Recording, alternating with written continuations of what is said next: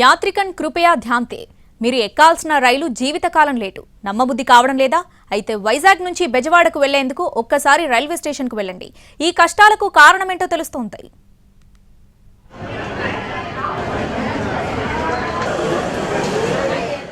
బస్సుల్లో గంటల కొద్దీ ప్రయాణం దేనికి? చుక్కుబుక్కు రైలు ఎక్కితే హాయిగా తక్కువ సమయంలోనే గమ్యస్థానానికి చేరుకోవచ్చని అనుకున్న వారికి షాకింగ్ అనుభవం ఎదురైంది.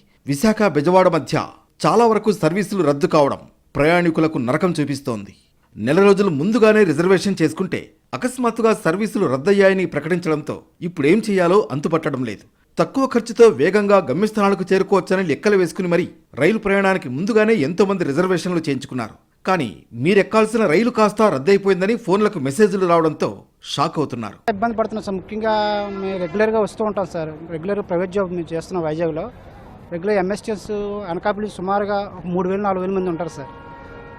ముఖ్యంగా కాకినాడ పాసింజర్ గత 3 నెలల నుంచి కూడా క్యాన్సిల్ చేసేయండి. రీసెంట్గా ఒక 10 రోజులు అవుతుందండి కాకినాడ పాసింజర్ పెట్టి. ఇప్పుడు రీసెంట్గా రాయగడ పాసింజర్, రాయగడ ఎక్స్ప్రెస్, రత్నాచల్, అలాగే మనకి మచిలీపట్నం పాసింజర్ చాలా ట్రైన్స్ క్యాన్సిల్ చేశారు. రైల్వే ట్రాక్స్ వర్క్ వల్ల చాలా అయితే ఇబ్బంది పడుతున్నాం సార్ ట్రైన్స్ క్యాన్సిల్ వల్ల.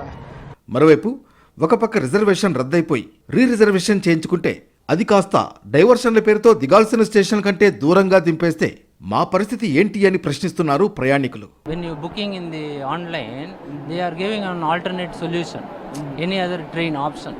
We have to select that only. நம்ம அந்த டேட்டில் அங்கே சென்னையில் இருக்கணும் அப்படிங்கிறச்ச நம்ம அதுக்கு தான் ப்ரியாரிட்டி கொடுக்க முடியுமே தவிர இல்லை ஆல்டர்னேட் సోర్స్ என்னங்கிறது బస్సులో தான் ట్రావెల్ பண்ணி ஆகணும்.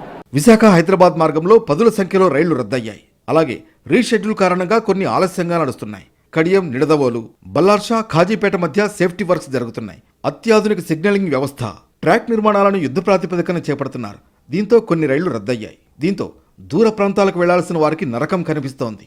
ఇప్పుడు జనరల్గా రిజర్వేషన్స్ మేము బుక్ చేసుకుంటున్నాము. ఇప్పుడు సడన్గా ట్రైన్ క్యాన్సిల్ చేసామంటే చాలా ఇబ్బంది అవుతుంది మాకు. ఇప్పుడు మళ్ళీ మేము రిజర్వేషన్ చేయాలి. క్యాన్సిల్ చేయడం కన్నా దాన్ని డైవర్ట్ చేసి వేరే రూట్ నుండి పంపించి ఆ ట్రైన్ని కానీ డైవర్ట్ చేస్తే చాలామందికి ఏంటంటే ఫెసిలిటీ ఇచ్చినట్లు అవుతుంది. రైళ్లు రద్దు కావడంతో 140 రూపాయలతో సాధారణ టికెట్ తీసుకుని బెజవాడకు వెళ్లేవారు 1,200 రూపాయలు ఖర్చు చేసి బస్సుల్లో వెళ్లాల్సి వస్తోంది. షెడ్యూల్ రైళ్లు రద్దయిపోవడం, కోవిడ్ తర్వాత పూర్తి స్థాయిలో ప్యాసింజర్ రైళ్లు పునరుద్ధరణ జరగకపోవడం, జనరల్ బోగీలను కుదించేయడం వంటి కారణాలతో సామాన్య ప్రయాణికులు నరకయాతన పడుతున్నారు. ఇప్పటికైనా రైల్వే శాఖ తగు చర్యలు తీసుకోవాలని కోరుతున్నారు.